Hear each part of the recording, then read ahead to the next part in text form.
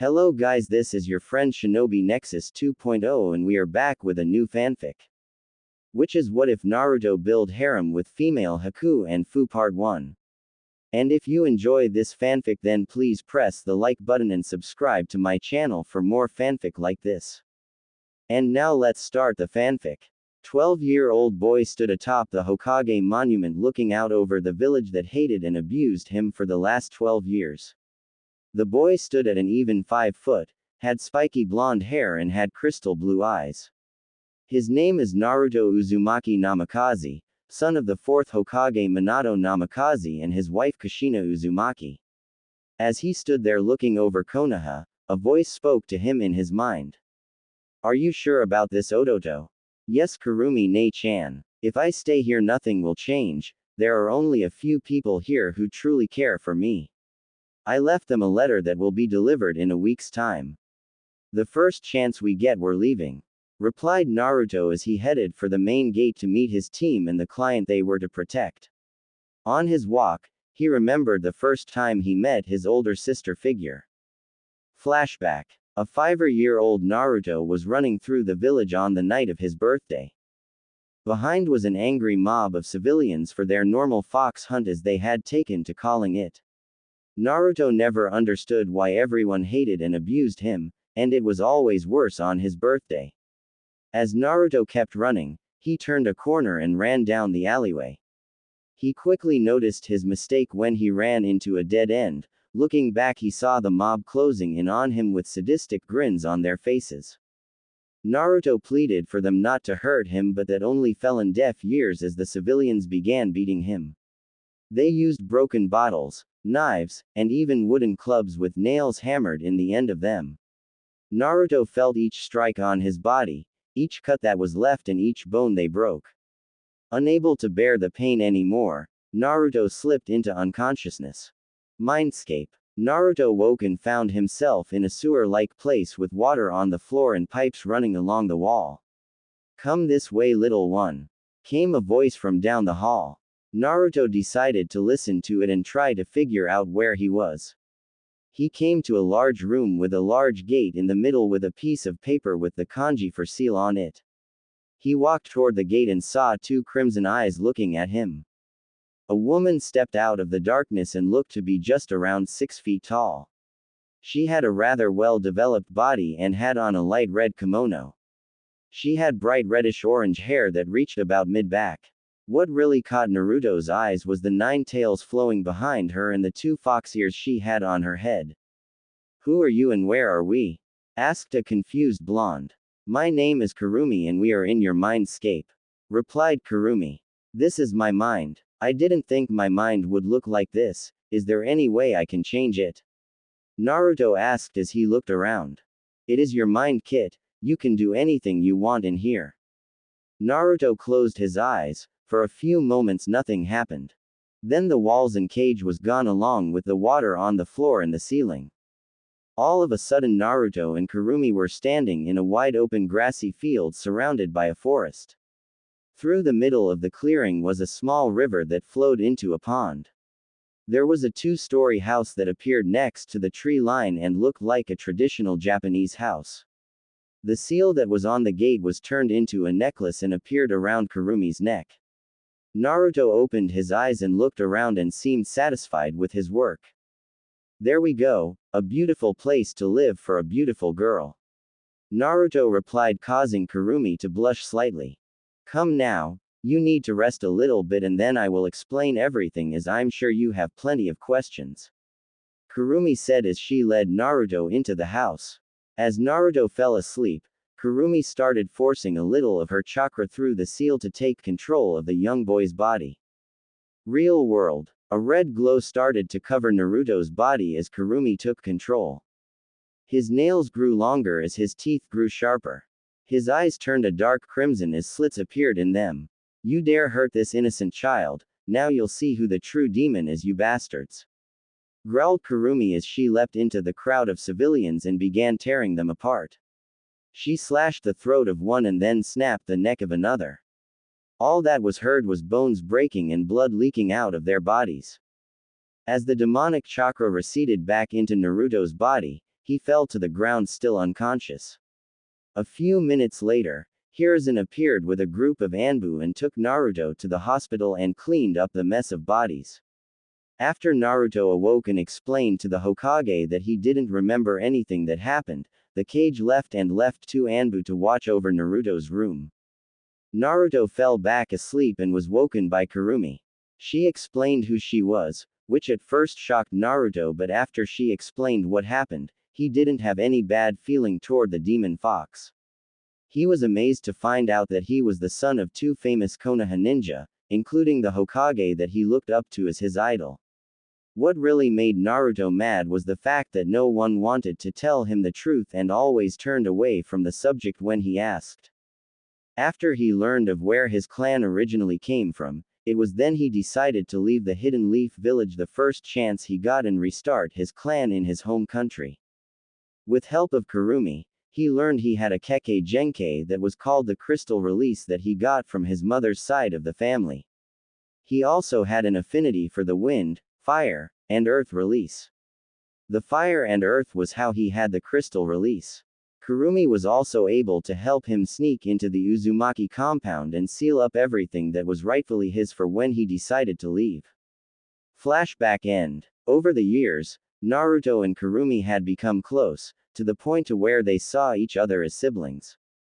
The only thing Naruto didn't like was the fact that he had to play the dead last through the academy years and couldn't show everyone what he was capable of really doing. He also couldn't wait and get out of the orange outfit he wore to further convince people. After Kurumi explained that deception was a ninja's best weapon, he calmed down and listened to his older sister. Naruto made it to the main gate where his two teammates and client was waiting on him. The only one that was missing was his sensei. After a few minutes of waiting, Kakashi showed up and they decided to move out and head toward Wave Country. The group had just finished fighting two Kiri missing ninja known as the Demon Brothers. Team 7 learned that they were sent to kill Tazuna and that there may be other ninja on the road ahead.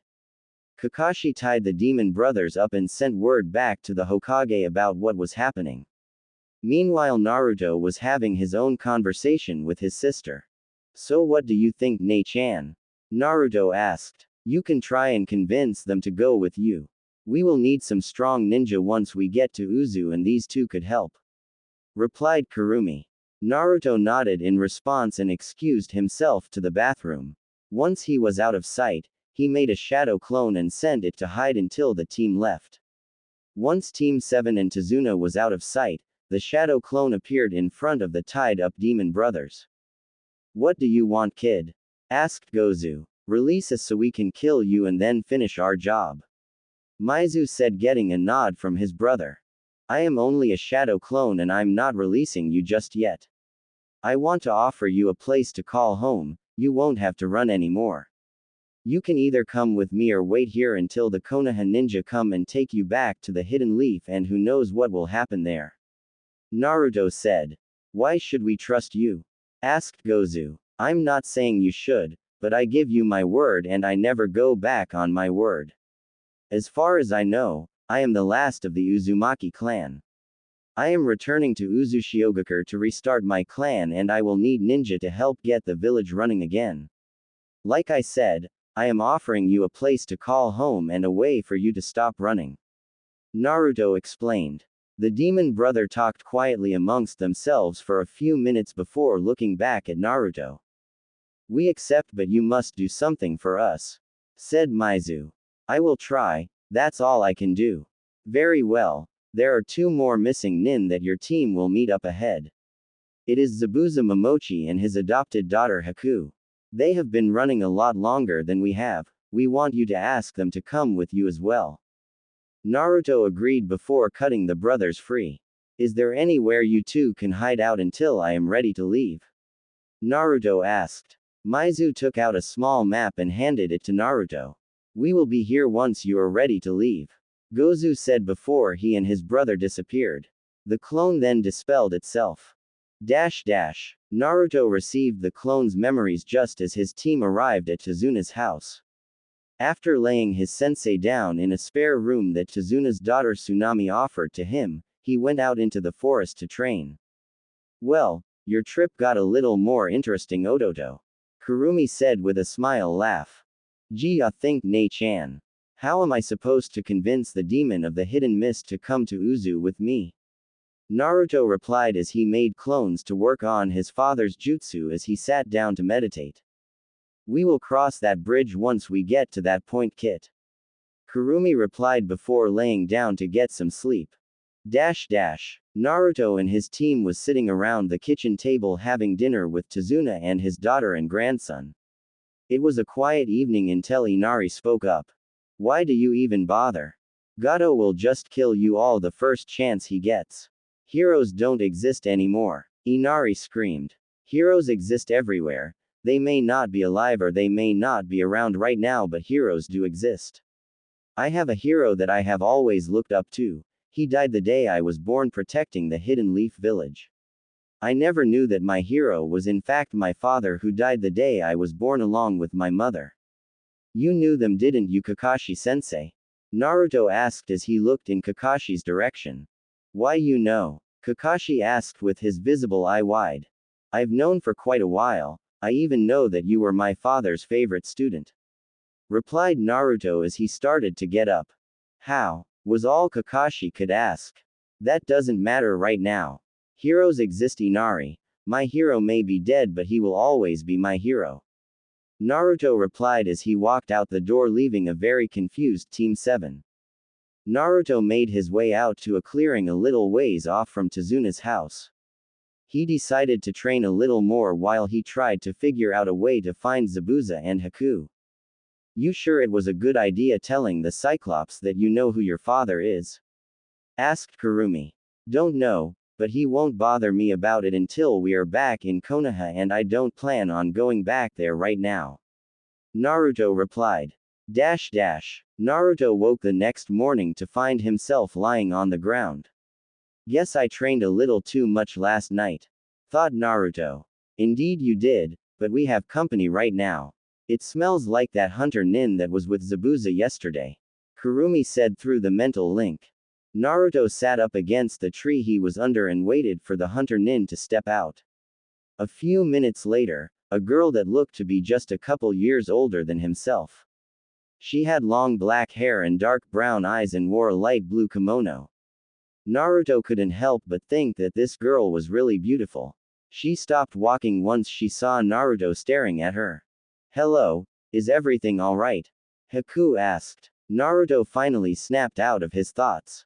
Sorry, I didn't mean to stare. I just didn't expect to see a pretty girl out in the middle of the forest. I hate to disappoint, but I'm actually a boy. My name is Haku. I know you're not a boy, Haku. Males and females have very different smells for one. And for two, I was sent by the demon brothers to talk to you and Zabuza. Naruto replied, causing Haku to go wide-eyed and quickly make a few ice senbon. What do you need with Zabuza, and why would the demon brothers send you to talk to them? How do I know you ain't lying? Haku asked. Naruto unsealed the map he was given by Maizu and Gozu and handed it to Haku. They gave me that to find them once I get ready to leave.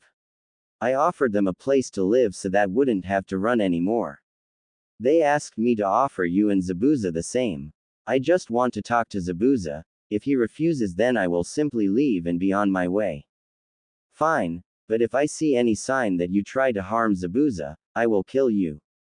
Haku replied with a very serious tone. Haku led Naruto deeper into a thicker part of the forest. They arrived at a small hut-like place that was suspended in the trees by cables. Naruto followed Haku as she jumped up to the door and led him inside. Inside the hut wasn't anything special, it was just a small temporary place for someone to spend a few nights. Lying in a bed against one of the walls was a bandaged man that Naruto assumed was Zabuza. "To-san, are you awake?" Haku asked. "What do you need, Haku?" Zabuza asked as he turned toward the girl. When he saw Naruto standing with her, he jumped out of bed, ignoring the pain in his body, and swung at Naruto with Kubikiribocho. Naruto quickly unsealed a katana from a seal on his wrist and blocked the incoming attack. When Zabuza saw the sword, his eyes went wide. Is that the Aki no Shi? Red Death, Zabuza asked. How do you know of my mother's katana? Naruto asked as he pushed Zabuza's sword away from him. So Kushina had a little gaki, huh? I once crossed paths with your mother during my younger days before I became part of the Seven Swordsmen. She was one of the few people that matched me in Kenjutsu back then. I never believed the rumors that the Uzumaki were known for their Fuinjutsu and Kenjutsu until I met her. But on to the matter at hand, why are you here and what is keeping me from killing you? Zabuza asked as he moved in front of Haku. For one, you are weakened right now, Zabuza. For two, I am a lot stronger than you think I am. Naruto said before Zabuza interrupted him. You expect me to believe a genin could stand even a slight chance against me? You're not even a match for Haku. Zabuza laughed. Nei-chan, I'm gonna borrow some of your power. Naruto thought as he was surrounded by a red chakra cloak. Zabuza, in his weakened state, had to use his sword to help him stand as the blonde in front of him directed his killing intent and chakra pressure right at him. Don't judge people by their looks, Zabuza. I am the Jinchuriki for the Kyuubi no Kitsune. Naruto said as he looked right at Zabuza with crimson eyes. Just as soon as the power appeared, it vanished. I just want to talk for a few minutes. I just ask that you hear me out before I go on my way. Zabuza knew he couldn't fight off a Jinchuriki in the state he was in now. He also wasn't going to have his daughter fight him either, so he decided the least he could do was listen. Very well, say what you want. I am going to offer you the same thing I offered the Demon Brothers, a place to call home so you two don't have to run anymore. Maizu and Gozu accepted and asked me to offer you the same before we left. Where would our new home be? Haku asked. She always hoped that she and Zabuza would be able to stay in one place and quit running at some point in time. Hopefully this would be that time if Zabuza would accept. In the village of Uzushiogakure in the land of whirlpools. It was destroyed during the Second Shinobi War, but I am going to rebuild and restart my clan there. Naruto replied. How are you going to do anything with only you, the Demon Brothers, and as if we decide to go with you? And what about Konoha? Why are you leaving there in the first place? Zabuza asked out of curiosity. The villagers never liked me, they hated me and they abused me every chance they got. I only had a few people who really cared for me back at the village and I left them letters saying what I was doing. And I know that there may only be us 5 for now, but we will offer people a home just like I offered you all, ninja and civilian alike. So I ask again, would you like to come with me? Zabuza and Haku talked between themselves quietly for a few minutes before looking back at the blonde. I have wanted to stop running for a while now to keep Haku safe, we accept your offer, Gaki. Zabuza said, getting a smile from Haku and Naruto. Are you able to travel like this? Naruto asked. As long as we rest every so often I will be fine. Zabuza said as he stood and placed Kubikiribocho on his back. There a room I can change in. I really want to get out of this orange tracksuit. Haku pointed to a nearby room as Naruto went in and closed the door. See? Easier than you thought, Kit. Yeah, now we just need to get to Uzu and rebuild it before bringing people in to live there. Naruto said as he began changing. When Naruto came out of the room, he was wearing a pair of black ninja pants with a print of orange shuriken on each knee. He had a tight, black shirt with orange trim that showed off his developed muscles for a kid his age. He wore the standard black shinobi sandals and a black bracelet on each wrist that had his weapon sealed inside. When Haku saw the new outfit, she couldn't help but stare with a slight pink blush to her cheeks, causing Zabuza to let out a small chuckle. Seems like I might have to have a talk with the Gaki. That ought to be fun. He thought to himself with a sadistic smile hidden by his bandages. Alright, let's go get Maizu and Gozu and then we'll head for Uzu. Naruto said, getting nods from Zabuza and Haku. Had been 2 days since the interaction between Naruto and Inari. Kakashi woke the next day and walked out to see Sakura and Sasuke doing the tree climbing exercise. He looked around for Naruto but couldn't find him. Even if he didn't come back the other night and spent all his time training, he should have made it back by now. Kakashi thought as he walked toward the two genin. Have either of you seen Naruto?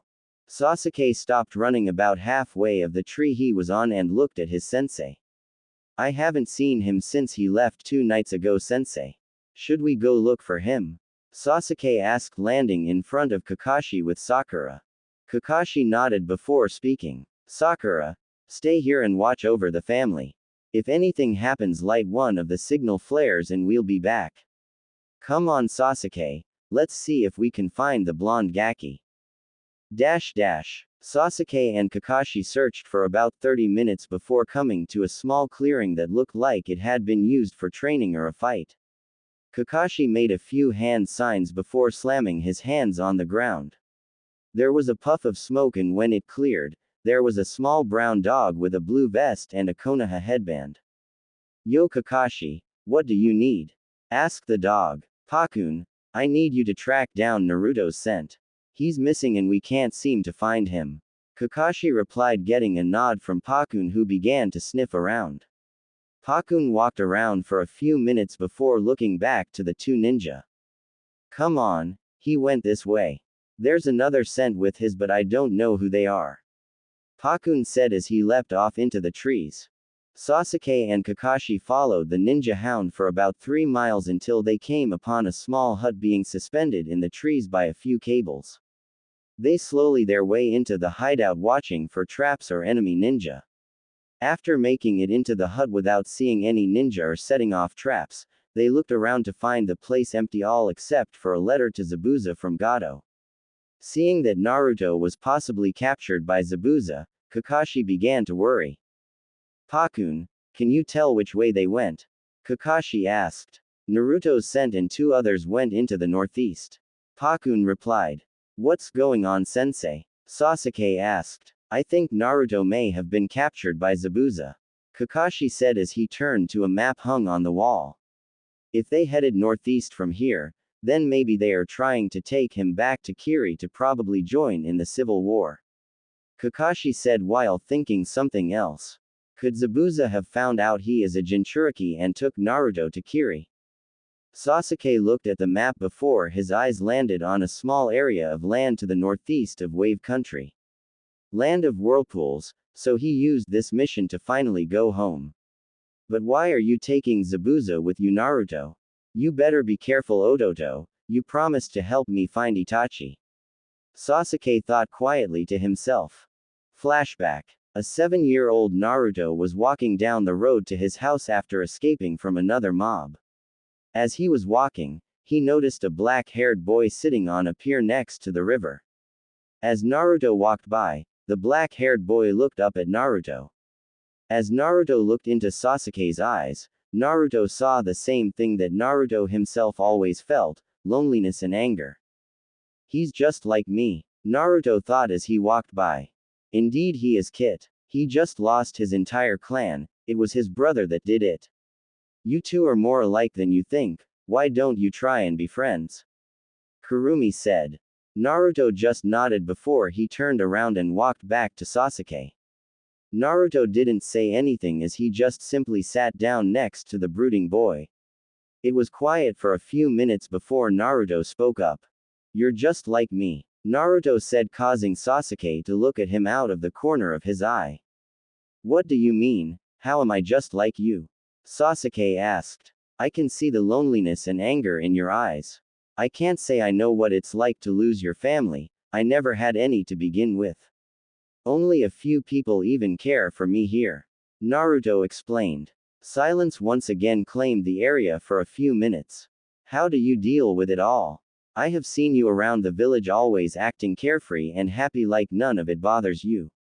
Sasuke asked. Sometimes it does get to me, but I plan on leaving and returning to my clan's home country the first chance I get.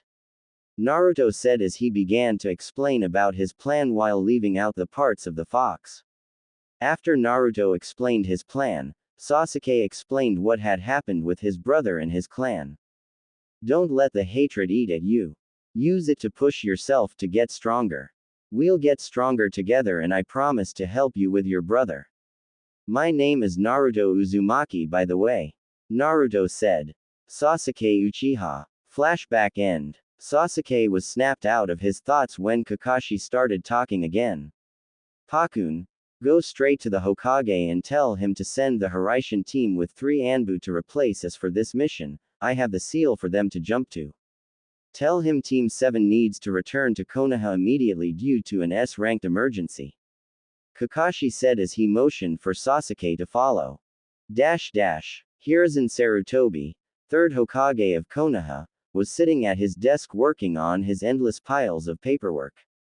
All of a sudden, there was a poof of smoke and his papers were blue everywhere when a dog landed on his desk. Kakashi better have a damned good reason sending one of his dogs here.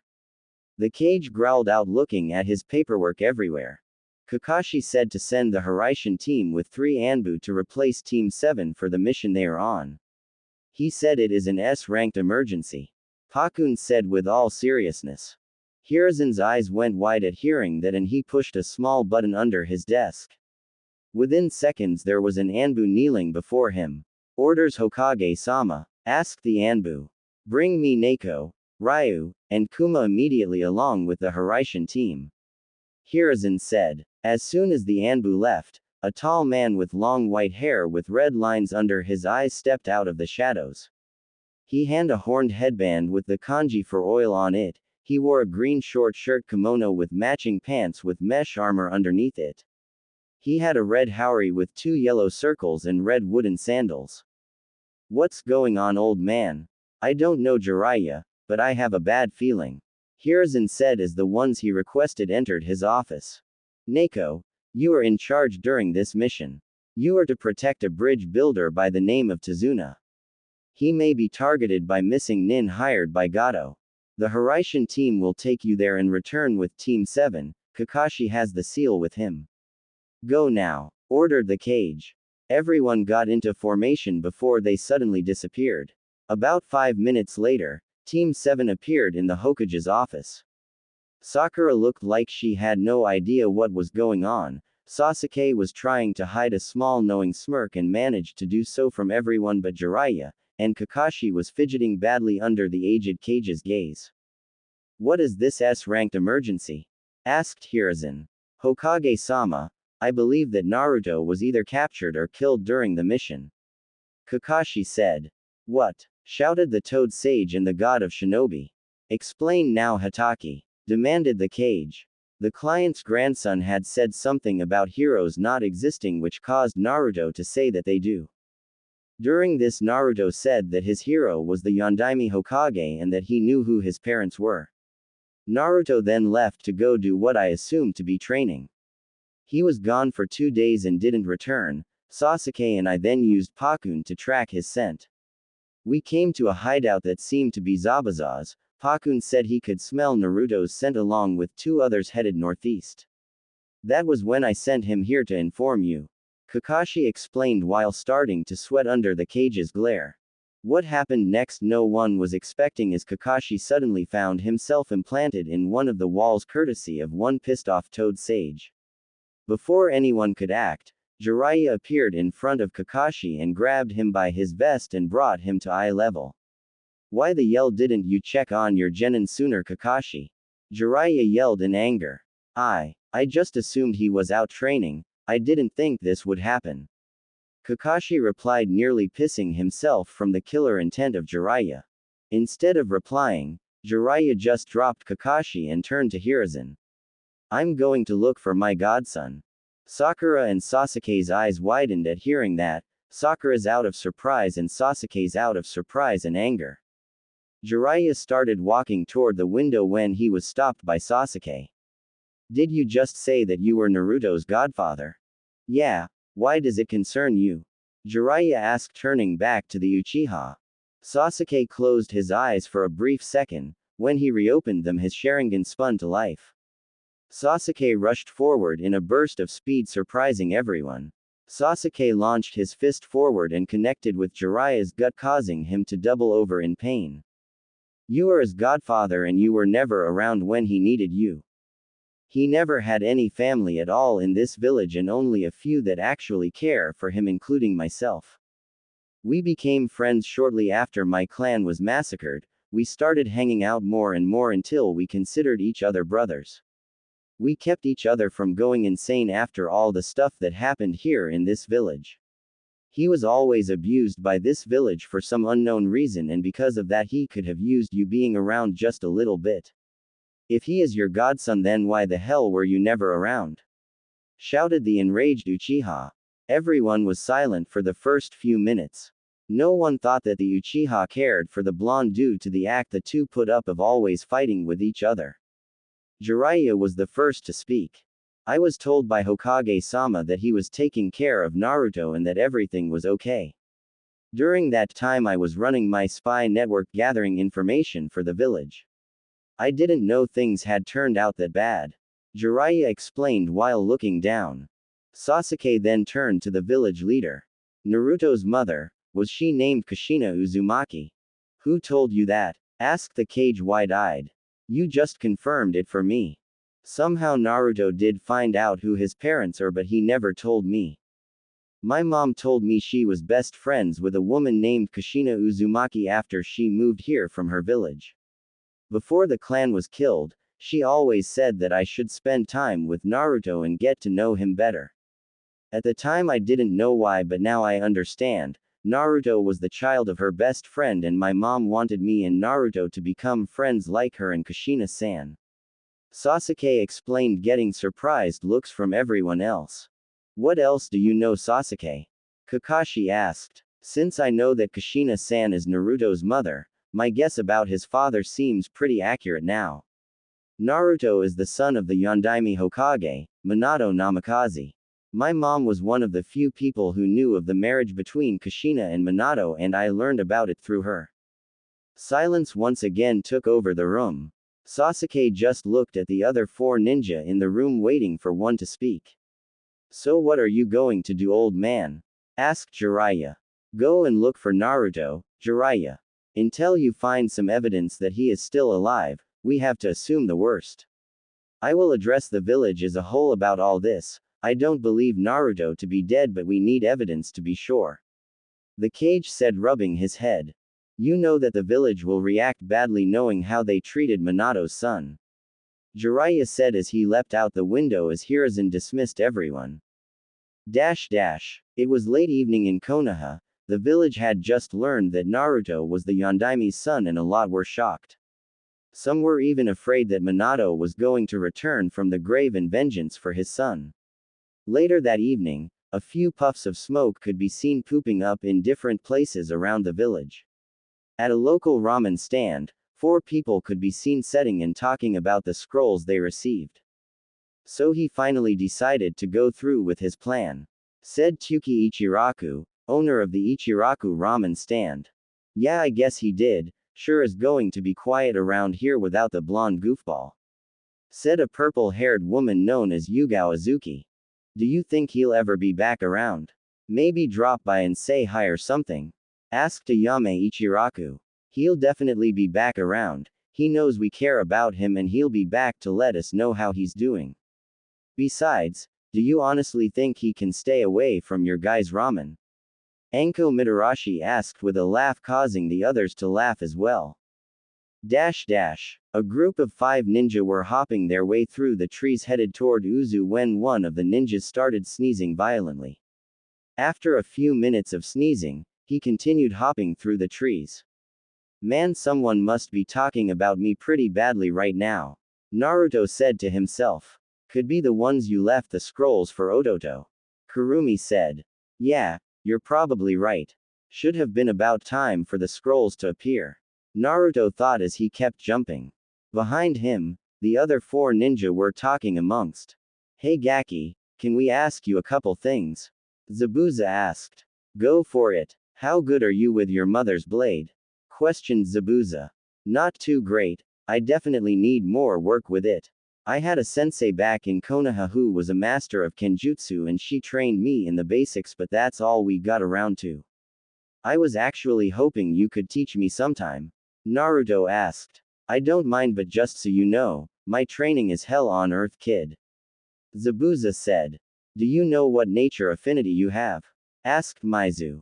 I have a strong wind affinity that I got from my father. I also have the Shotenkeke Genkai from my mother, which gives me lightning and earth as well. Naruto said, creating a crystal in his hand, surprising the four ninja. Well, you told us who your mother is, can we know who your father was? Asked Gozu with curiousness in his voice. Well, my father was one of the strongest people of Konoha. He took out a large portion of the Iwa army during the Third Shinobi War and a flee on sight order against him. Naruto said, causing Zabuza's eyes to widen. Oh, you have got to be kidding me. Kushina would end up marrying him, wouldn't she? Zabuza asked with a sigh. Who are you talking about, Toussan? Do you know who Naruto's father is? Haku asked. His father is none other than the Yellow Flash of Konoha, the Yondaime Hokage Minato Namikaze. I can't believe you are the son of two of the most powerful ninja in history. Well, who knows, maybe having their kid around will bring some fun our way. Zabuza said, chuckling. So what do you plan on doing once we reach Uzu, Naruto? Haku asked, jumping up beside him. First, I want to start rebuilding the village and offering people a new home. After that, I am gonna try and find the other Jinchuriki and see if they would like to join. If they were treated like me, then I'm sure they won't mind joining. After that, I'm not really sure what I want to do. Naruto replied, jumping down to the forest floor with the others.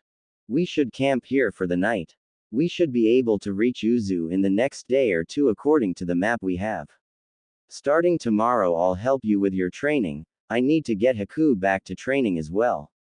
Zabuza said as he started setting up camp along with the other four ninja. The group of 5 ninja stood overlooking a small bandit camp that the demon brothers had found a few miles away. Are you sure about this, Zabuza? Asked Maizu, looking around the camp. Yes, I'm sure. It will be a good way to see how strong the Gaki is. Plus, it will give them both some experience at being a ninja. Are you sure that the missing nin in the camp is only a chunin? Zabuza asked. Hi, Zabuza. The missing nin is Hiro Asanuma, chunin from Iwagakure. His bounty is 500,000 ryo, wanted dead or alive, plus an extra 50,000 for each scroll recovered from him that he stole from the village. His skill is mid-chunin at best and he has the Yotenkeke Genkai. Explained Gozu. Alright, listen up you two, there are about 30 bandits and a chunin level missing nin in that camp. I want you to go in and take them out any way that you seem fit to do so. Just don't destroy the body of Hiro, we will need it to turn in for the bounty, well, at least the head anyway. There have been rumors that he has been kidnapping young girls and women as well. If there are any here, save them if possible. We will watch from here and move in if you need help. Zabuza explained, looking at the two and getting nods from them both. Ototo, go ahead and use that jutsu. I want to watch with Zabuza just in case you two need help. Kurumi explained, getting a slight nod from Naruto. Naruto made a series of hand signs that the other four didn't know. Kyuubi Bunshin, Naruto said after finishing his hand signs. A red chakra began to envelop Naruto. After a few seconds, the chakra moved away from Naruto and began to take the shape of a human body. A young woman appeared before the group of ninja. She stood about 5 feet 8, just a few inches shorter than Zabuza. She had a dark red kimono and blood-red sandals. Her eyes were a bright crimson and glowed slightly. What surprised the ninja except for Naruto were the 9 flowing tails behind the woman and the set of fox ears on her head.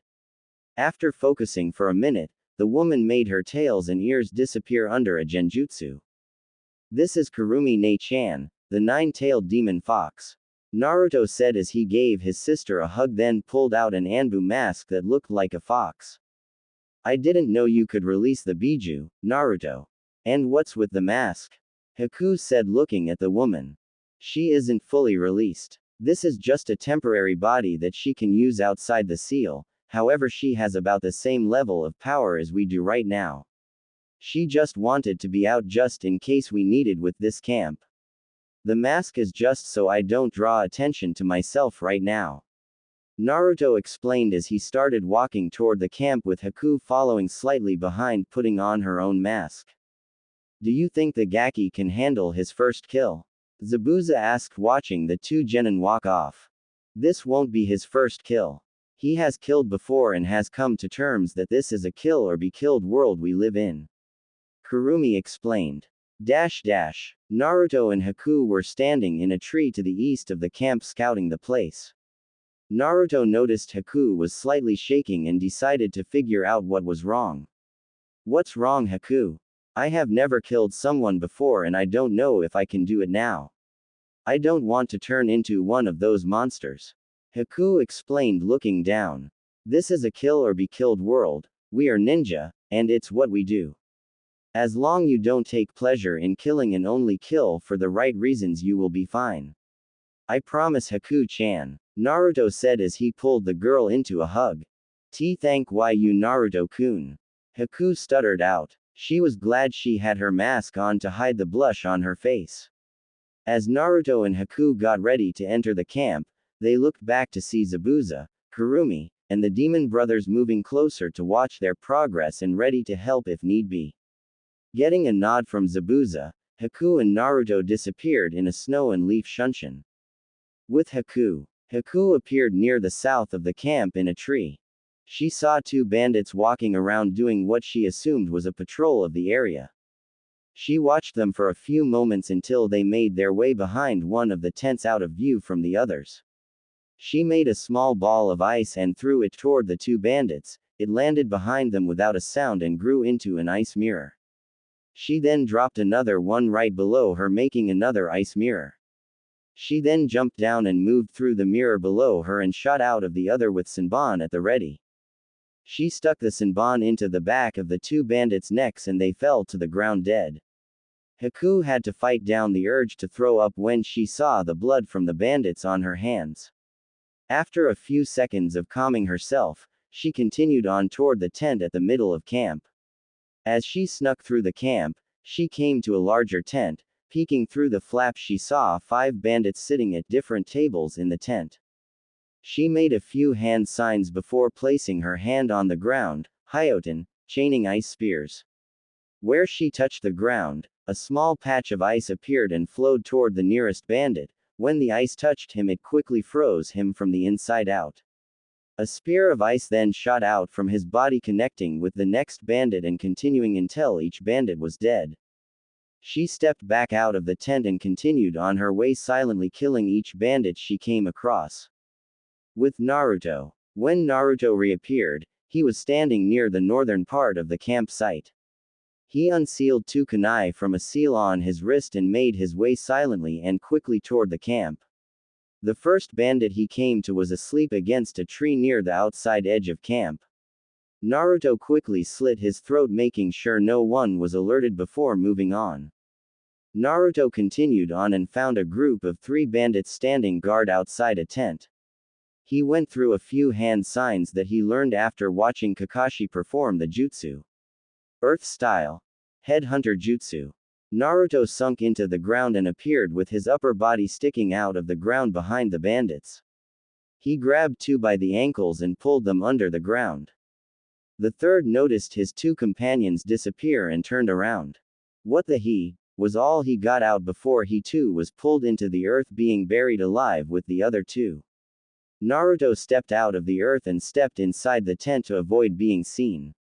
When he turned around, he saw a bunch of cages with half women who looked scared and were staring at the middle of the tent. Naruto followed their gaze and saw 2 men and a woman. One man was watching as the other stood over the woman undoing his pants. Naruto unsealed Aki no Shi and unsheathed the blade. With a quick swipe of the blade, the head of the man that was watching was removed from his body. Naruto caught the head and the body and laid them down so he wouldn't alert the other man. The women in the cages saw Naruto and started to scream for help when Naruto motioned for them to stay quiet. Naruto stood and quietly snuck up behind the last man. Naruto flipped the blade over in his hand and slid it between the man's legs. "Burn in hell, you bastard," Naruto said before he brought the blade up, slicing the man in half. After flicking the blood off the blade and resealing it, he turned to the women. "I will be back to free you all as soon as I take care of the others," he said before making a shadow clone. "Stay here and protect them from anyone that might come here. The clone nodded and Naruto made his way out of the tent. Naruto and Haku met up at the large tent in the middle of the campsite after finishing off the remainder of the bandits. They walked to the entrance of the tent and nodded to each other before stepping into it. In the middle of the tent sat Hiro Asanuma on a throne-looking seat with a couple of women off to the side. Hiro looked up and saw the two ninja and grew a light smirk on his face. "You can come with voluntarily or we can force you to come with us," Naruto said. "I'm afraid I won't be going anywhere. I have more than enough bandits to handle two ninja," replied Hiro with a small chuckle. "You mean the ones lying dead around your camp?" Haku asked, causing Hiro's smirk to disappear. "Well, that won't be a problem at all. I need a new toy around here as all my other ones are starting to bore me. How about the girl stays and I will let you leave without any problems?" Hiro said, causing Haku to step back slightly and Naruto to let out a growl.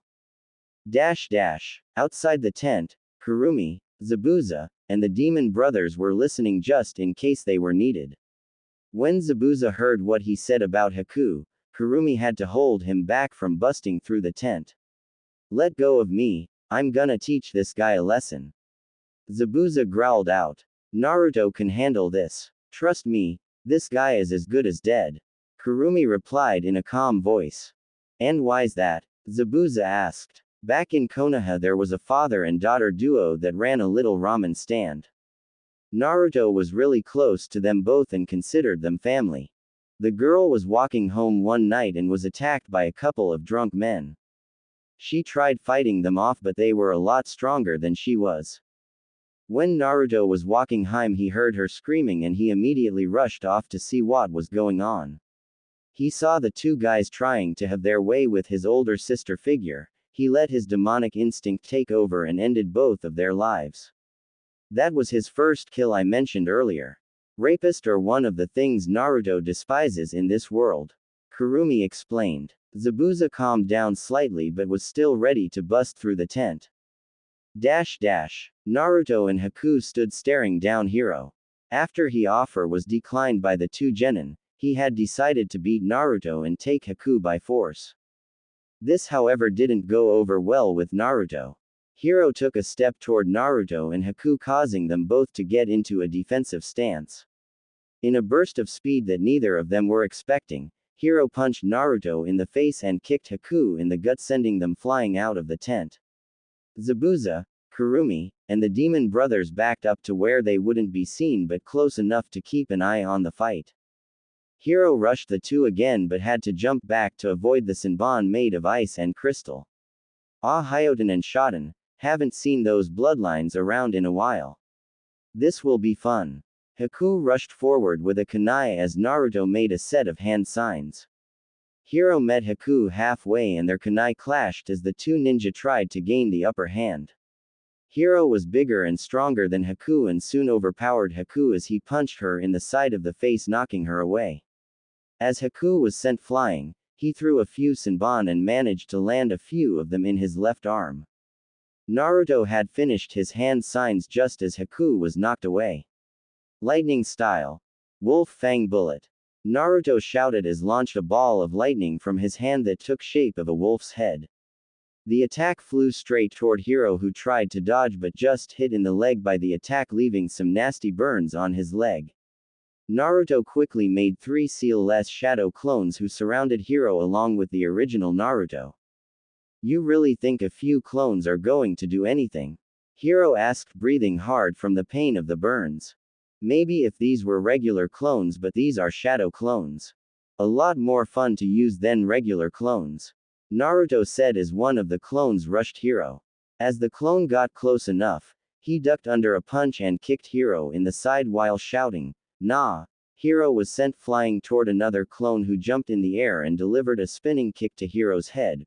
Ru! Hiro was then sent flying toward the final clone who delivered a strong kick to Hiro's chin, sending him straight into the air, too. The real Naruto jumped in the air above Hiro and delivered a powerful axe kick to the top of Hiro's head, sending him rocketing straight into the ground. Uzumaki Barrage. Naruto landed back on the ground next to Haku, looking over the down body of Hiro, who slowly started to rise.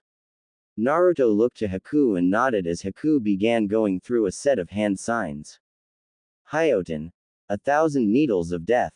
Haku stomped one foot on the ground as ice shot out from beneath her foot, freezing Hiro in place. The water in the air began to freeze as ice needles started appearing in the air. Haku brought her hand down and the ice needles flew straight for Hiro, impacting all over his body as he fell to the ground dead. The other 4 ninja appeared just as Naruto finished sealing the body into a scroll and tossing it to Zabuza, who handed it to Maizu. Take that and claim the bounty, then head to Uzu, we'll meet you there. Zabuza said before turning to the 2 genin. Good work you two, very well done. Let's go ahead and head on to Uzu. Not yet, Zabuza-sensei. Hiro had some women caged up in that tent there and I promised them I would save them. We need to get them back to their hometown. Naruto said, getting nods from the remaining 3 ninja. After the ninja got the girls back home, Kurumi returned to the seal and they all headed towards Uzu. The group of 5 ninja stood in front of a large double-door gate that easily rivaled that of Konoha's main gates. They were surprised that the gates were still standing, considering that the village was said to have been destroyed in the last ninja war. As they looked over the gate, they noticed 2 symbols on the gate, one on each door. The first everyone recognized as the Uzumaki clan swirl, the other was a snowflake symbol that caused Haku's eyes to widen. Naruto stepped forward and tried to find some way of opening the large gate. He noticed that there were 2 smaller doors at the bottom of the gate, which had the same symbols on them, that seemed to be about 20 feet high and about 30 feet wide. He tried shoving on them and pushing his chakra through them, but nothing happened. Try some blood, Naruto. The Uzumaki were known for their fuinjutsu, so maybe it has a blood seal on it. Zabuza said, getting a nod from Naruto. Naruto took a kunai and made a small cut along his palm and placed it on the door. The blood flowed into the swirl symbol as he glowed for a few seconds before returning to normal. Once again Naruto tried to open the doors, but nothing happened. Well, at least we know it has to do with a blood seal. There just has to be something else to it. Gozu said, looking over the gate. Haku, who had quietly been looking over the snowflake symbol and watching the others, stepped forward. She made a kunai out of ice and sliced her palm open as well, getting confused looks from the other 4. She stepped forward and placed her hand on the door with the second symbol as blood was sucked into the symbol and started glowing. This caused everyone's eyes to widen and even more so when the doors swung open, leaving them speechless. How did you do that, Haku? Maizu asked, being the first to get over what just happened. I'm not sure, but that snowflake is the clan symbol for my clan. Haku replied. That don't make any sense. Why would your clan symbol be on Uzushio's gates? Wasn't the Yuki clan from Kiri? Naruto asked. That's what my Ka-san had always told me, but there must be some connection between the Yuki and the Uzumaki. We won't find any answers out here. Haku said as the other nodded and walked inside the gates.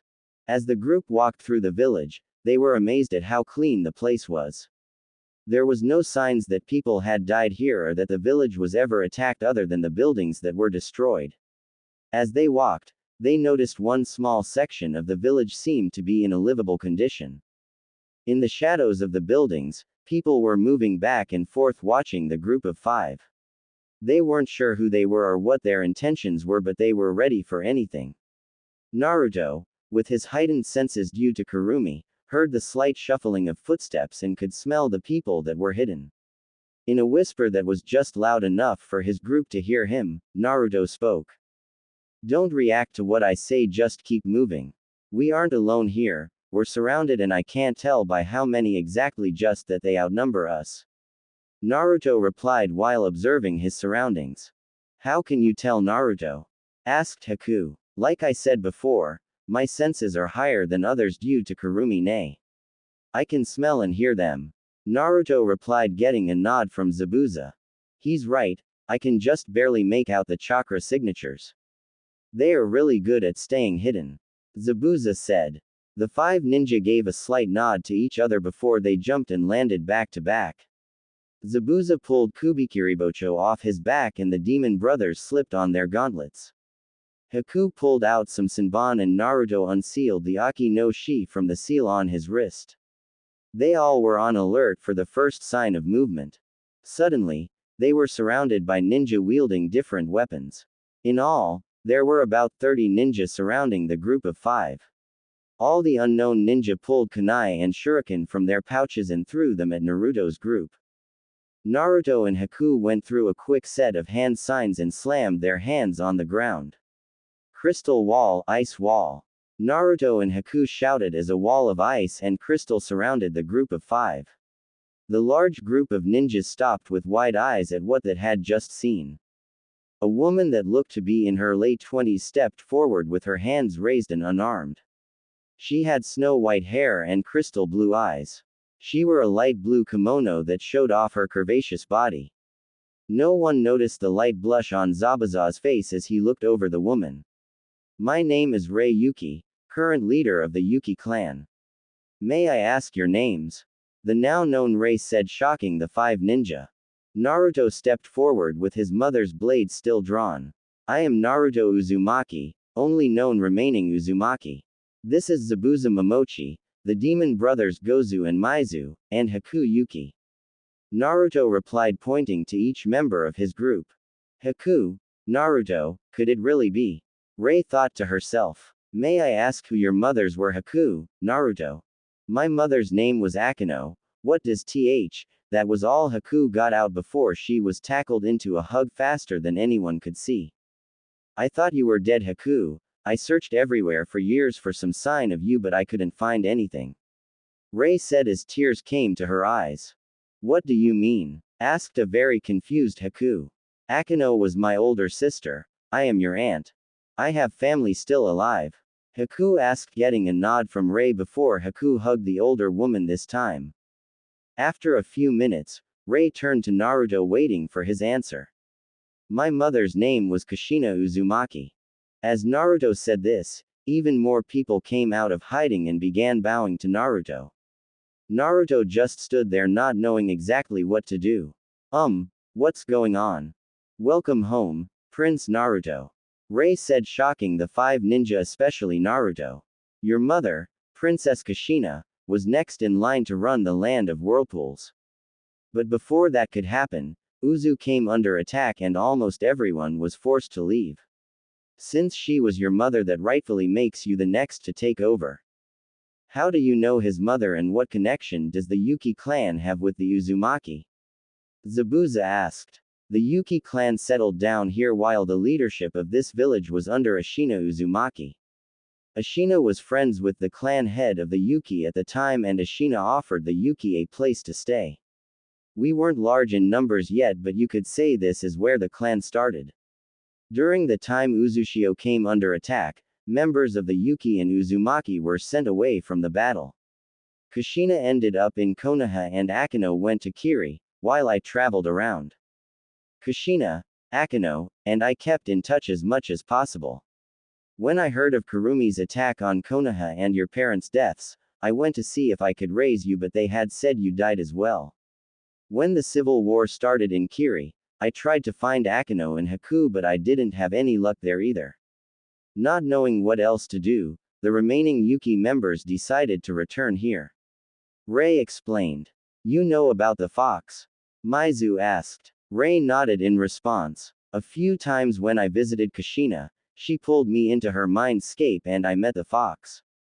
Kushina and Kurumi were best friends, which is why I was shocked to learn that Kurumi had attacked Konoha. What happened to Kurumi?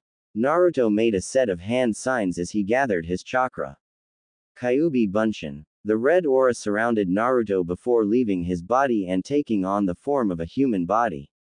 Everyone watched as a young woman with fox ears and 9 tails appeared. It's been a long time, Rei. Kurumi said with a smile towards the woman. Kurumi, so Kushina's boy became the next Jinchuriki. I only have one question. Why did you attack Konoha? Rei asked. It was against my will. I was ripped out of Kushina on the night she gave birth to Naruto. I was placed under a genjutsu by an Uchiha.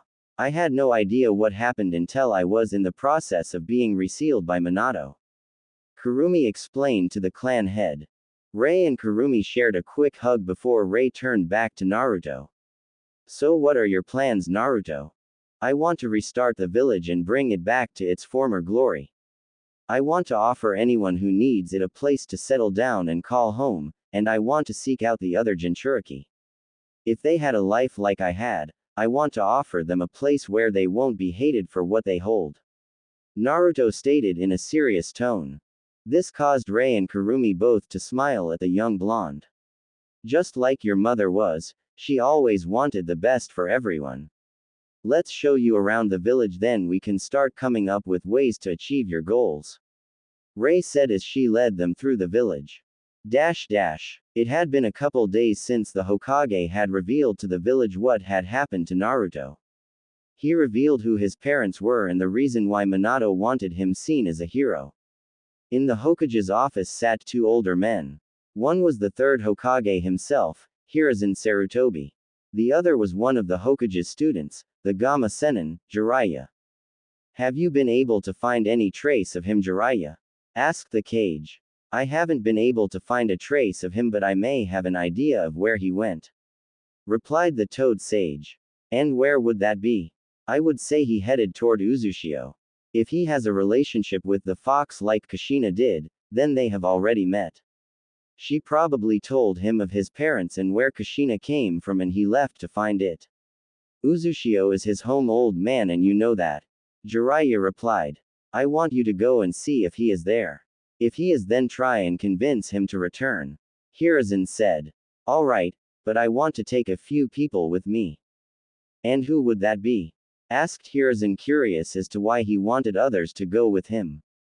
I want to take the Uchiha, Anko, and Yugao. Those three were some of the few that were close to Naruto, and maybe they can help me convince him to return. Jiraiya explained. Hiruzen nodded and focused a little bit of chakra in his knee and touched a seal underneath the desk. A few seconds later, and an Anbu with a bear mask was kneeling in front of the desk. Bear, I want you to find Sasuke Uchiha, Anko Mitarashi, and Yugao Azuki and bring them here immediately. Hi Hokage-sama. And with that, bear was gone. At one of the many training grounds around Konoha, Teams 7, 8, 9, and 10 were all gathered together for group training. Sai had replaced Naruto's position on Team 7 after the Kage had looked over the available candidates to do so. It had been a long last few days for some of Konoha, especially those that were close to the missing blonde. 3 of those that were close to him was the last Uchiha, the next clan head of the Aburame clan, and the weapon mistress of Team 9. Naruto and Tenten had known each other early on in life, growing up together in the orphanage. Shino had become friends with Naruto after Naruto didn't ignore him for being different due to the Kikaichu in his body. Sasuke slowly became friends with Naruto after he and the blonde started hanging out more and got to know each other. The 3 genin had been having a hard time keeping their anger in check since the Hokage had addressed the village. Most of the villagers were just glad the demon child was gone and didn't want to believe he was the son of their beloved 4th Hokage. They were hoping to be able to blow off some steam and calm down slightly, but today that just wasn't going to happen. Where do you think Naruto is at? Kiba asked. He was never close to Naruto, but he did enjoy playing pranks during the academy with the blonde. Who cares where he is? We didn't need a demon running loose around the village anyways. Sakura screeched. Forehead is right, what would have happened if the demon would have got free? The village is better off without the baka. Ain't that right, Sasuke-kun? Ino said, looking over to Sasuke. None of you even knew him, the real him. He always wore a mask around everyone except his friends. Out of all of here, the only ones that saw the real Naruto was me, Shino, and Tenten. We are only a few of the ones that even cared for Naruto. Sasuke growled out. You can't really say you were friends with that demon. Ino and Sakura said in unison. That was all it took to push the 3 genin over the edge. They had tried their best not to let the moronic villagers get to them, but it just wasn't working anymore. Tenten and Sasuke both shot forward in a burst of speed. Tenten unsealed a katana from one of her scrolls and Sasuke unsheathed the ninjutsu, that he had been training to use, from its sheath on his back. Before anyone knew what was going on, Sasuke and Tenten both had their blades at Ino and Sakura's neck. Don't ever talk bad about Naruto-kun again. Tenten growled out as she glared at Sakura. Or it will be the last time you ever do. Sasuke added as he glared at Ino. Just then, Bear, Hubby, and Neko landed in the clearing, causing everyone to break apart. Neko-chan, Hubby-chan, good to see you again, Tenten said while Sasuke and Shino waved. Neko and Hubby gave a slight wave as Bear cleared his throat. Sasuke Uchiha, Lord Hokage wishes to see you immediately. Sasuke nodded as he resheathed his blade and walked over to the trio of Anbu. In a swirl of leaves, all four ninja disappeared from sight. The group reappeared in front of the Hokage and Jiraiya. Thank you, Bear. Dismissed. Bear nodded and disappeared. The three remaining ninja bowed to the leader of the village. He motioned for Neko and Hubby to remove their masks since he knew Sasuke knew who they were before he spoke. You three are going with Jiraiya here. He believes he knows where Naruto ran away to, and you four need to try and convince him to return. Like hell we are, was the shared thought going through their heads at the moment. However, they just nodded and turned to Jiraiya. We leave in 30 minutes, pack whatever you need and meet me at the gate. Jiraiya said as he disappeared, a few seconds after, and the remaining three left as well. Underneath Konoha in a hidden base, sat an elderly man covered in bandages. He was currently looking over some information on his desk. In front of the desk were three ninja with blank white Anbu masks on. These were ninja of Root. What are your orders, Danzo-sama? Asked one of the ninja in a monotone voice. It seems as though that old fool let our weapon get away. We need to find another one before the other villages learn of this. Danzo replied as he shuffled through some papers. He stopped on a piece of paper that had a picture of green-haired girl with orange eyes. She had a short sleeveless midriff shirt with fishnet armor underneath it. She had white arm warmers and fishnet shorts covered by a short white apron skirt. This was Jinchuriki to the Nanabi. It seems as though Taki no longer wants their Jinchuriki due to not feeling safe anymore. You three head to Taki and bring the girl back to me. I will make her a weapon like the boy was supposed to be. Danzo said. Hi Danzo-sama. The three replied before vanishing. Had led the group of 6 around the village, showing them different places and things that would need fixed. The last place to show them was the Uzukage Tower. They made their way to the top and walked into the office. We have tried to keep everything as clean as possible, Ray said. It's alright. This is bigger than the Hokage's office, Naruto said as he looked around. So do you plan on taking the seat now? Haku asked. Naruto just shook his head. I'm nowhere near strong to take the cage seat yet. We will need to find someone to take the seat until I can become strong enough to protect the village. Ray walked behind the desk and opened a drawer and pulled out a scroll. She then walked over and gave it to Naruto. This is the dragon summoning contract. The last one to use it was your mother. Work with the dragons to become stronger, Naruto. It's getting late, so we should probably get you 5 settled in for the night, Ray said as she motioned for the group to follow her. Jiraiya, Sasuke, Anko, and Yugao were jumping through the trees as fast as they could. All 4 wanted to reach Uzushio as quickly as possible, although 3 of them had different reasons than the 4th member of their group. The sun was starting to set and Jiraiya landed on the ground in a small clearing surrounded by the forest. We'll rest here for the night. We'll be able to reach Uzushio by early morning. Hopefully the Gaki hasn't left yet if this is where he is really at, Jiraiya said. He began setting up his tent. Jiraiya-sama, may I ask how you know Naruto-kun? I didn't know one of the legendary Sannin knew him personally, Yugao asked. Before Jiraiya could respond, the 3 ninja heard Sasuke snickering as he sat leaned up against a tree watching them. What's so funny? Jiraiya asked, confused. Remember when I learned how you knew Naruto and the way I reacted? Sasuke asked, getting a nod from Jiraiya. When you tell this too, you better take off running, Sasuke said with a laugh. What does he mean, Jiraiya-sama? Anko asked this time while slowly drawing a kunai. Jiraiya was starting to get nervous as the two females started moving toward him. He slowly started backing up, trying to find a way to run just in case he needed to. He was supposed to be there to protect and raise Naruto, he's Naruto's godfather. Sasuke said before Jiraiya could get away. The air temperature around the area suddenly dropped as Anko and Yugao both glared at Jiraiya. In one swift motion, Yugao unsealed two katanas and threw one to Anko, then the duo proceeded to chase after Jiraiya. I really hate you, kid. Jiraiya shouted over his shoulder. Sasuke just shrugged and went into his tent to rest. Back in Uzu, Naruto and the rest of his group were settling into their beds for the night as well. Deep within Naruto's mind, Kurumi sat meditating, focusing on a dormant link in the back of her mind. As she focused more and more, she felt a tug on her conscience and let it take her. A few seconds later she was sitting in front of a small fire in a large open room. She pulsed her chakra and waited for the others to join her from within their own Jinchuriki.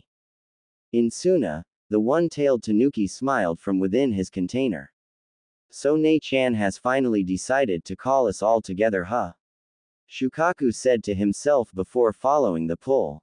In Water Country, the six-tailed slug along with the three-tailed turtle let a small smile appear on their faces before they too followed the pull on their conscience. Somewhere within the borders of Iowa, the four-tailed monkey and five-tailed dolphin horse let the pull take them as well. In the forest surrounding Taki, the seven-tailed horned beetle flew happily around her container's mindscape. About time Ne-chan brings us all together again, she said before landing and allowing herself to be pulled to her brethren. In Land of Lightning, in the hidden village of Kumo, the two-tailed cat and eight-tailed octopus felt the pull and went along with it. Soon all 9 Biju were sitting around the fire for the first time in a long time. It's been a long time since we have been here, Shukaku said, looking around at his brothers and sisters. Why have you brought us all here, Ne-chan? I mean, I'm glad to see you all, but it doesn't seem like this is much of a social visit. Chome asked, causing all eyes to be focused on Kurumi. You're right, Chome. I have brought you all here to ask if you think any of your containers would like a home where they won't be looked down on for holding us. Asked Kurumi. How can you provide us with this place? Asked Isobu with slightly wide eyes. My third container is in Uzumaki and is the Prince of Uzushio. We aren't currently in the village now along with a few others. He wants to rebuild the village and was wanting to start with the other Jinchuriki. Kurumi said. Now I may not be the smartest of us here, but at most shouldn't you only be on your second host now? Shukaku asked. You're right, I should only be on my second host. My second host was Kushina Uzumaki, Princess of Uzushio. On the night she was to give birth to her son, I was forcefully ripped from her seal and placed under a genjutsu by an Uchiha. When I finally broke free from the genjutsu, I had impaled both Kushina and her husband, Minato Namikaze. Before they died, they used what strength they had and sealed me inside their son, my current host. Kurumi explained as a few tears fell from her eyes, not noticing as Isobu's eyes widened even more. My host seems happy where he is, I don't think he would want to leave Iowa. Said Son Goku, getting a nod of agreement from Kokuo. Same can be said for us, Ne-chan. Although we do appreciate the offer, we will be staying in Kumo. Matabi said with Gyuki agreeing. That's fine, I just wanted to ask and let you know you have a place just in case. What about you, Shukaku? Kurumi asked. I'm not really sure. The seal on my host takes all the rage and destruction from me and channels it through my host. I have tried to make contact with him, but he just seems to drive him even crazier. I need someone with experience in seals to look at it and fix it. Shukaku explained. Uzu was known for their fuinjutsu. I'll see if Naruto can find something. What about you, Chome? Kurumi said, looking toward the beetle. I'm sure Fu would like somewhere else to live. Her village has basically already got rid of her. She lives in the forest surrounding the village and hardly ever goes into the village itself. Replied the beetle. Kurumi nodded while she started thinking. Have her head toward the hidden hot water village. I will tell Naruto in the morning and we can head out immediately and meet you there in about 2 days. Kurumi said before turning to the slug and the turtle. My host is happy wandering around the elemental nations. However, I will let him know of the offer and if he wants we will head that way. Replied Saiken. Helping my host might be a bit harder. My host's name is Yagura, the current Mizukage of Kiri. Isobu said, causing all the others' eyes to widen. Like you were Nei-chan, Yagura and I are under a genjutsu and no matter what I try to do, I can't break it. If you could come and help us I am sure he would be more than happy to join with Uzushio. Explained the turtle. Very well. I will let Naruto know in the morning and after we get food, I'm sure he will want to come and help you out as well. You all stay safe. Kurumi said as everyone said their goodbyes before they all left the room. Naruto slowly woke the next morning as he sat up and stretched. As he looked outside and saw the sun in the sky, he noticed it must have been around 9. Nei-chan almost always has me get up by 7, wonder if something is wrong. Naruto thought to himself as he got into a meditating position. Soon he was standing in front of the house he had thought up for Kurumi after meeting her for the first time. Not seeing her outside the house, he walked in and started to look around. After making his way upstairs, he found her asleep in her bedroom. He walked over and sat next to her and gently shook her awake. She rolled over and looked at him with sleepy eyes. Morning Ototo, why are you up so early? She asked with a yawn. It's about 9 o'clock Nei-chan. Normally you have already woken me up by now, everything okay? Naruto asked with a little bit of worry. Kurumi sat up finally remembering what had took place the night before and why she felt like she was low on energy. I have some news Naruto, but first we should gather the others and discuss it together. Alright, I'll go find them and make your clone once we're all together. Naruto replied as he faded from his mind. Naruto quickly hopped in the shower of the small house he was staying in and cleaned himself up a bit. He put on his black Anbu pants and a dark red shirt with the Uzumaki swirl on the back. He put the bracelets that had his weapons sealed in them back on his wrist and strapped on his black sandals. Making sure he had everything he needed, he rushed out the door nearly running into Rei.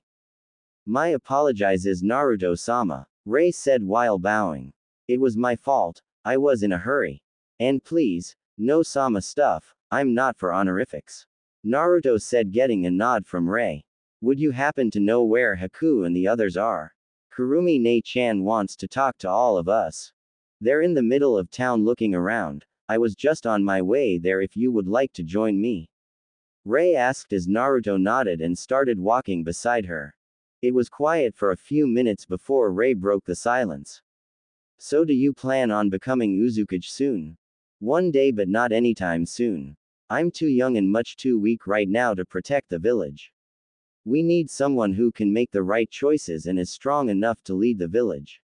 Why haven't you taken up Kage position? Naruto replied. For one, it isn't my place to take, me and my clan returned in hopes of finding other Uzumaki. Another thing is to be Uzukage, you have to have Uzumaki blood, none of us here are part Uzumaki. Rei explained. Naruto stayed quiet for a few minutes before he remembered something he had learned in the academy. I may know someone who could fill the Kage seat. She is a Senju and the granddaughter of Hashirama Senju and Mito Uzumaki, so she has the Uzumaki blood in her.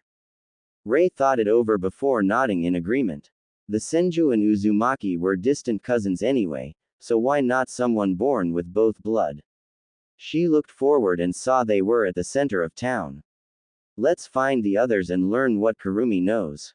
After checking around for a few minutes and searching a few nearby buildings, the duo soon found the 4 ninja they were looking for. Naruto went through hand signs for the Kyuubi clone, a few seconds later and Kurumi was standing there with them. She started to talk but was soon stopped when she and Naruto sensed 4 chakra signatures coming closer to the village. You feel them too, right Ototo? Kurumi asked looking toward the gate of the village. Yeah. 3 of them I know too. This ought to be fun. Naruto replied with a smirk as he made 3 shadow clones and then all 4 unsealed the Aki no Shi from their wrist bracelets and leapt off. Where's he going? Zabuza asked. I thought you all had something to tell us. We have visitors, Kurumi said as she walked toward the gate. The other ninjas soon followed after her and were all waiting as the gate. The other ninja at first thought the fox may have went a little crazy, but after 5 minutes of waiting, they too felt the chakra. About 10 more minutes later, 4 ninja landed near the gate, 1 kid, 2 women, and 1 older man. As everyone stood there, quietly looking over the others, only Kurumi saw Naruto move from the shadows. Before anyone could move, Naruto and his clones had their blades placed against the ninjas' necks. You know Yugao-chan, you should have been able to sense me coming, Naruto said as he and the clones removed their blades and resealed them and dispelled. Yugao then turned around and wrapped Naruto in a hug. Naruto-kun, it's good to know you are safe. And do you really think I could find the one person to hide from every single Anbu in Konoha? Yugao said as Anko gave Naruto a hug and he bumped fist with Sasuke before looking at Jiraiya. Naruto stared the man down for a few seconds as Jiraiya did the same. So, you finally decided to come looking for me, huh, Godfather? Naruto said, surprising everyone around him. How did you know? Jiraiya asked, shocked. My mother and father's scrolls that left me had a few pictures in them. One was of you and Dad, and Mom had left a letter explaining who you were and what you did and saying that I shouldn't let you corrupt me with your perverted ways. I understand why you were never around due to your spy network, but that doesn't make it right to just leave me alone. You have a lot to make up for, Jiraiya, Naruto stated as he turned back to Kurumi. Let's go back so you can explain what you needed to tell us. As the group of ninjas made their way back to the middle of town so they could all talk, Naruto explained who Kurumi was, which shocked the group of Konoha ninja. Naruto explained his plans for Uzushio and that Zabuza was his new sensei along with Haku being on his team. They made it to a small restaurant to have breakfast and talk. Last night I contacted the other Biju and offered them a place to stay like you said you wanted, Naruto. Most of them are happy where they are and I told them if they ever needed a place to stay, Uzushio is always available. The one-tailed tanuki is sealed in a boy in Suna and said his seal was messed up. Naruto is good with seals but he is nowhere near mastering them enough to fix one of the Jinchuriki's seals, so that leaves you. Kurumi explained as she looked towards Jiraiya. Jiraiya thought it over and was surprised that the fox knew he was a seal master. But after thinking about it for a few minutes, he remembered that Kushina was also friends with the fox. I will see what I can get done once I get back to Konoha. Kurumi nodded and started talking again. My younger sister, the seven-tailed beetle, is sealed in a young girl named Fu. She is from Taki and has had almost as bad a life as you have, Naruto. I told Chome to have Fu head towards the hot water hidden village and we would meet them there. The host of the six-tailed slug is wandering around water country and said he would talk to his host about coming here. The only other one who agreed to come so far may be a bit of a problem to help. Kurumi said, a little sad. Why do you say that, Nei-chan? Naruto asked, wondering what was so bad. Kurumi looked toward the 4 Kiri missing nin before speaking. The 3-tailed turtle is sealed in Yagura, the current Mizukage. The 4 former Kiri ninja just sat there shocked before Zabuza spoke up. It is going to be close to impossible to get him out of Kiri, especially with the civil war between the rebels and Yagura's men. The Mizukage is being controlled by a genjutsu just as I was when I attacked. Maybe we can talk to the rebels and join them to stop the war and in return bring Yagura back with us. We can think it over as we head to meet with Fu and Chome. But we need to get going. I told Chome we would meet them in a few days. Kurumi said, getting nods from everyone. As everyone began leaving, Jiraiya pulled Naruto aside with the other Konoha ninja. I am going to get straight to the point. Hokage-sama asked me to convince you to come back to Konoha. I asked for these 3 to come along and help me get you back, kid. Naruto looked at Sasuke, Anko, and Yugao before turning back to Jiraiya with a smirk. You really think these three would try and convince me to return? They probably came along just because Gigi asked them to and because they wanted to see me. Jiraiya turned to look at the trio as Anko spoke up. Hokage-sama more than likely knew we wouldn't help you convince Naruto-kun to return. He had us come along just because you asked for us. The trio then took turns giving Naruto a hug or a fist bump before getting ready to leave. Be safe out there, Naruto-kun. I don't want you getting hurt. Yugao said. I will be, I promise. I'll see you all in about a month for the Chunin exams. I heard Konoha was hosting them this year. Naruto replied. I guess we'll see you then. Later, Odoto. Sasuke said and stated, walking away with the two females. Later, Aniki. Naruto said before turning to Jiraiya.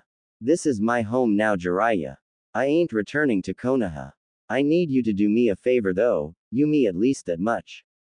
Jiraiya sighed, shaking his head. What is it, Gaki? I need you to find your old teammate Tsunade Senju. We need a cage and only someone with Uzumaki blood can take the title of Uzukage. Please find her as soon as you can and ask her to at least visit me here. Naruto said, getting a nod from Jiraiya as he began walking away. Naruto turned to find Zabuza and Haku waiting on him. Ready to go, Naruto-kun? Asked Haku, getting a raised eyebrow from Zabuza and a slight blush from Naruto. Yeah, but where are Maizu and Gozu? Asked Naruto. They're gonna try and gather some bounties to help with rebuilding the village. This trip is just the three of us until we find this girl we're looking for. Zabuza said as they started heading out. They were stopped by Ray walking up to them. Here, Haku, I wanted to give these to you. They belonged to your mother before her passing. I brought them back here in hopes of giving them to you one day, and now is the time. They will take time to master, but I know you can do it. Ray said as she handed Haku a scroll. Haku unrolled the scroll and unsealed the items in it. Out of the scroll came two weapons that had a long blade coming from the handle with two smaller curved prongs projecting from the sides. The handles were wrapped in a dark blue fabric with a thin piece of red fabric circling the handles. The blades were a light blue color and a snowflake-like pattern on the blades. After looking over the weapons, she sealed them in a seal on her wrist that Naruto had drew for her. Thank you, Ray Oba-chan. Haku said, giving Ray a hug before heading out with Naruto and Zabuza. Had been 3 days since Naruto, Haku, and Zabuza had left Uzu and headed for the hot water village. They moved quickly, only stopping for the night or to rest shortly before continuing on their way. What time they did stop was used for some extra training, with Naruto being taught by Zabuza to better wield his mother's blade, and Haku practicing with her new weapons with notes her mother left for her. As the trio neared the village, they landed and walked along the road, hoping to not draw too much attention to them. As the trio entered the village, Kurumi spoke to Naruto. Odoto, I can feel Chomei's chakra, she seems to be on the opposite side of town. Thanks, Nei-chan. Naruto thanks Kurumi as he motioned for the others to follow. Nei-chan said she can feel Chomei's chakra on the other side of town. The three then started walking a bit faster, hoping to find the girl and then be on their way. A few minutes later, and Naruto stopped outside a small cafe and turned to look inside. Kurumi says she is in here. Wait here since we don't know how well she'll react to all of us at once. I'll be back out in a minute. Be careful, Naruto-kun. Haku said, getting a nod from the blonde before he entered the cafe. Zabuza stood there looking at his adoptive daughter with a small smile, not that it could be seen behind his bandages. You like him, don't you, Haku? Zabuza asked as he led Haku to a bench and sat down. Haku turned to her father with a small blush on her face. Of course, Naruto is a good friend from the short time we have known him. Zabuza just chuckled lightly before speaking. I know that, but that isn't what I meant. You like him as more than a friend. I see the way you look at him, Haku, and the sudden addition of kun to his name. Haku looked to the ground for a few minutes before speaking. I honestly don't know, Dad. I have never felt like this before and I'm not sure what it is. Don't worry about it too much right now, Haku, you will figure soon enough. There is one thing though, and it has to do with Naruto. Zabuza said, getting Haku's full attention. He is the last known living male of the Uzumaki clan and he wants to restart said clan. There is a chance that Naruto will need more than one wife in order to do that, Haku. I'm not saying he will, but if you decide you like Naruto, you need to be sure you can share him with someone else. As Haku started to reply, Naruto busted through the glass of the cafe carrying a mint-haired girl bridal style. Looking around for a second, he saw Haku and Zabuza and ran toward them. Run, now. Naruto entered the cafe and looked around the area, sensing for chakra signatures. He noticed a girl sitting in the back corner of the cafe. She had short, mint green hair with a small orange clip that matched her eye color. She had on a short, sleeveless white midriff shirt with fishnet armor underneath, long white armlets, and fishnet shorts with a short white apron skirt over it. Naruto could feel her Biju's chakra and walked back toward her. As he need Fu, she noticed him and become tense. Naruto noticed this and put his hands up, showing he didn't mean to hurt her. Hello Fu, my name is Naruto Uzumaki, Jinchuriki of the Kyuubi no Kitsune. Fu's eyes widened slightly. This was supposed to be the person Chome had said would meet her here. How do I know you're telling the truth? Naruto sat down across from the girl and held out his fist. After a few seconds, Fu bumped fists with Naruto and was pulled into her mind. When she opened her eyes, she was standing across from Naruto. What really caught her attention though was the large fox standing behind him. All of a sudden the fox began to shrink in size before a woman stood in the fox's place. My name is Kurumi, I am the nine-tailed fox. It is a pleasure to meet you Fu. Kurumi said with a smile. Then out of nowhere, Kurumi was tackled into a hug by another woman. The woman stood just under 5.5 feet tall and had long, flowing green hair that reached her waist and was a few shades darker than Fu's. She had a green kimono on along with brown sandals. She also had 7 tails behind her. Hello Chome, Kurumi said, causing Fu to widen her eyes. Wait, you're Chome. Where's the large flying beetle? Fu asked, surprised. This is my human form Fu-chan, just like you saw Kurumi ne change, so can I. Chome explained. Listen Fu, we're to offer you a place to live, to call home. No one will look down at you or treat you differently just because you are a Jinchuriki. What do you say? Naruto asked with a smile.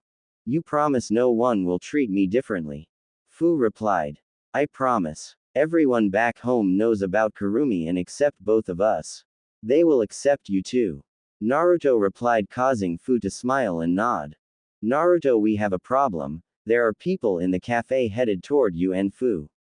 We need to get out of here now, I can sense their negative emotions. Kurumi said as she quickly pushed everyone out of the shared mindscape. As Naruto came back to his own mind, he looked up and saw the blank Anbu masks. What the hell is Root doing here? Your father's journals said to never trust Danzo. Maybe he sent them to Taki after Fu in order to have a Jinchuriki and they followed her here. Either way, we need to get out of here and lead them away from the village. The 4 of you together should be able to deal with them. I sense 4 here and another 4 waiting outside. Replied the fox. We need you to come with us back to Konoha Naruto Uzumaki along with this young girl. Said one of the Root members. Naruto reached into his pouch and pulled out a smoke bomb before throwing it in front of the Root ninja. He jumped out of his seat and picked Fu up bridal style before running for the exit. One of the Root members from outside stepped in to see what was happening and blocked the door. So Naruto took the next best route and busted through the window. He looked around for Zabuza and Haku and found them on a bench. He ran toward them as they stood and looked at him. Run now, Naruto shouted as he ran by them with them both on his heels. What the hell is going on, kid? Zabuza asked. Enemy ninja after me and Fu, get them away from the village and then take them out. I want at least one kept alive. Naruto said as he continued to run with Fu in his arms. No one noticed the slight look of jealousy on Haku's face as they all ran. About time something interesting happens, I was starting to get bored. Zabuza laughed. Naruto and his group made it to a small clearing, where he placed Fu back on her feet and the four waited for the root ninja to arrive. A few seconds of waiting and the 8 ninja arrived in front of them. The two groups just stared each other down for a few minutes. Not wanting to wait any longer, Zabuza sped through a set of hand seals. Water style. Water dragon jutsu. Zabuza yelled as a large dragon made of water came to life behind him. The root ninja barely had time to dodge as the dragon made contact with the ground right where they were standing. As the root ninja scattered, the other 4 ninjas split up as well, each going after 2 of the root ninja. 2 of the root ninja made the mistake of going toward a small stream that sat on the edge of the clearing. Zabuza smirked evilly as he followed after them before he shunshined onto the water in front of them. Fire style. Fireball jutsu. The 2 ninja shouted as 2 large fire balls flew at Zabuza. Zabuza just smirked as he made his own set of seals. Water style. Water wall. A wall of water surrounded Zabuza as the fire and water collided, covering the area in steam. Zabuza created a water clone in the cover of the steam and had it make its way behind the root ninja. As the steam cleared, the 2 ninjas saw Zabuza still standing on the water. They began going through more hand signs before the clone appeared behind them. The clone sliced Kubikiribocho through one before kicking the other onto the water where Zabuza caught him in his water prison. You should have known better than to attack the demon of the hidden mist. Zabuza said with an evil smile as he tightened the water prison, crushing the ninja inside. Haku led the 2 ninja, following her away from the others where she wasted no time in dealing with both opponents, using her demonic mirroring ice crystals to quickly end the both of them. The 2 that were following Fu managed to push her back toward Naruto where the 2 now stood back to back. Just come with us back to Konoha, we do not wish to harm either of you. One of the ninjas said. Yeah right, that mummified bastard Danzo just wants to turn us into mindless drones like you. No thanks, we'll pass. Naruto replied. Then you leave us no choice but to use force. Another said as 2 of the root ninjas rushed in. Naruto and Fu both made a few hand signs. Shoten. Crystal blades. 2 curved blades of crystal formed from Naruto's forearms, think Crow Claw from Deadman Wonderland. Water style. Water blade. A blade of water surrounded Fu's hand and arm up to her elbow. The 2 root ninja pulled a kunai and continued their rush. The one in front of Naruto went to slash as his neck, only to be blocked by Naruto's crystal blade. Naruto pushed the ninja back and made a set of hand signs. Shoten.